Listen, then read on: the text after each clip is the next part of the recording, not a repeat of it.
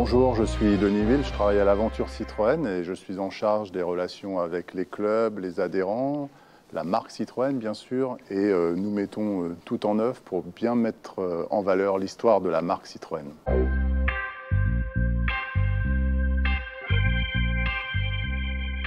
André Citroën, c'est le créateur de la marque en 1919.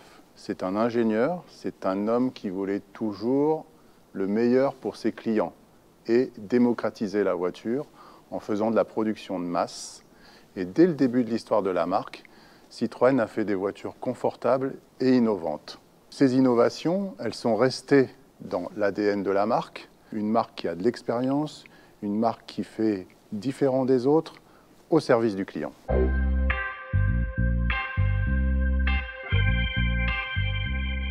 Je commencerai par la B10. La B10, c'est une voiture qui apparaît en 1925 et elle a la particularité de la première voiture construite en Europe tout en acier. Au début de l'histoire de l'automobile, les voitures sont construites en acier et en bois. Et là, en intégrant uniquement de l'acier, on fait une voiture plus facile à construire, plus robuste dans le temps et qui permet d'être aussi plus solide pour ses occupants.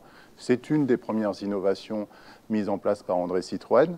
Et puis, bien sûr, il faut citer la traction avant de 1934. C'est une voiture qui révolutionne le monde de l'automobile parce que, de par ses roues avant motrices, qui en fait une voiture facile à conduire, aussi une voiture plus aérodynamique avec une meilleure tenue de route et un confort hors norme. Un autre modèle important, c'est le Type H, parce que c'est un fourgon qui est traction avant, porte latérale coulissante et plancher plat, donc facile à charger, que ça soit à l'arrière ou sur le côté. Et de par sa technologie traction avant, ce petit utilitaire est facile à conduire. Et surtout, il a eu un succès extraordinaire parce qu'il a été produit de 1947 jusqu'à 1981 à près de 500 000 exemplaires. Une année plus tard, juste en 1948, Citroën va aussi étonner le monde avec la 2 chevaux. C'est une voiture assez incroyable parce qu'elle est légère, elle a des suspensions à grand débattement, c'est une traction avant, donc toujours facile à conduire. Et c'est une voiture facile à entretenir, qui coûte pas cher et qui va partout. Parce qu'elle est légère, donc elle va sur une route normale, mais dans des mauvais chemins, dans un champ.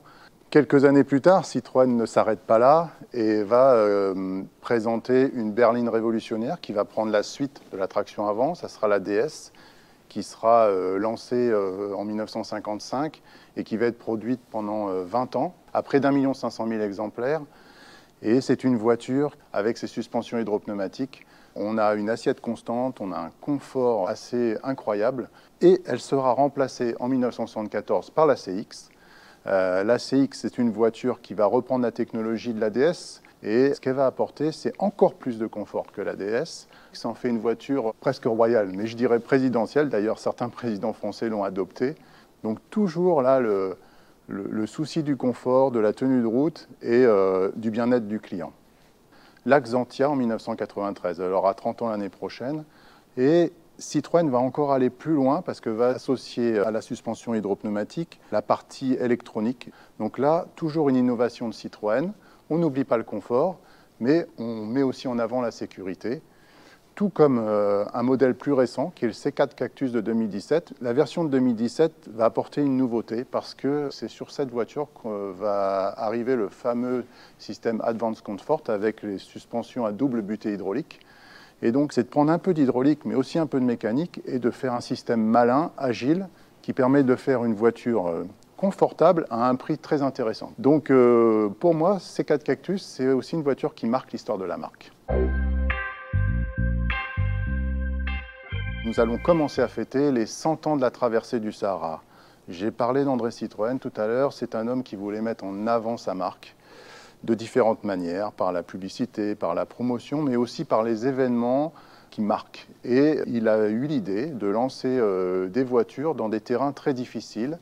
Il s'est associé avec l'ingénieur Kegress pour faire des voitures auto-chenilles, donc avec un système de transmission aux roues sur des chenilles qui permettent à la voiture, certes de ne pas aller très vite, mais de passer partout. En 1922, plusieurs auto-chenilles Citroën B2 vont traverser le Sahara, ce qui n'était jamais fait. Et c'est aussi ça la force d'André Citroën, c'est qu'il a amené à la marque, qu'il a fait pour la marque, qu'il a lancé, je dirais, une façon de penser, une façon de faire. Et aujourd'hui, c'est important, c'est un plus pour Citroën.